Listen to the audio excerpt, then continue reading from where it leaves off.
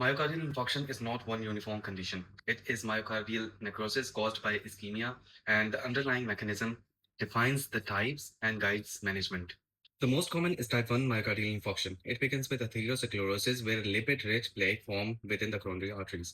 Over time, inflammation weakens the fibrous cap covering the plaque. When that cap ruptures or erodes, the thrombogenic core is exposed to the circulating blood. uh, Platelets adhere and activate, the coagulation cascade is triggered, and a thrombus is formed. If the thrombus causes complete obstruction of coronary artery, transmural ischemia develops, leading to ST segment elevation, myocardial infarction, STEMI.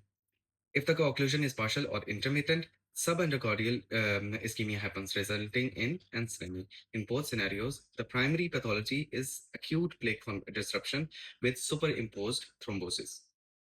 Type 2 MI occurs without acute plaque ruptures.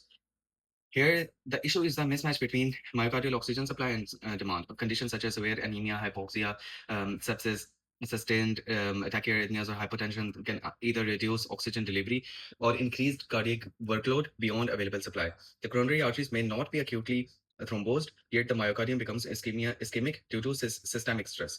Type 3 MI refers to sudden cardiac death of where ischemia is suspected but biomarkers cannot be obtained in time.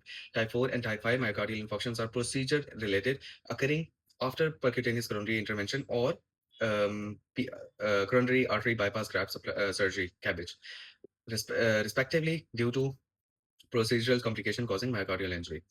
Regardless of the type of ischemia, the ischemic cascade follows a predictable pattern. Within seconds of reduced coronary perfusion, aerobic metabolism stops and ATP production declines. Anaerobic glycolysis leads to lactic acidosis, cellular iron pump fails, intracellular calcium rises, and contractility diminishes. If blood flow is not restored, within approximately 20 to 40 minutes, irreversible myocyte necrosis begins. Over the following days, inflammatory cells clear necrotic tissue, and ultimately the damaged myocardium is replaced by fibrotic scar, leading to permanent structure and functional changes. Understanding myocardial ischemia, therefore, is not limited to recognizing elevated troponin or ECG changes.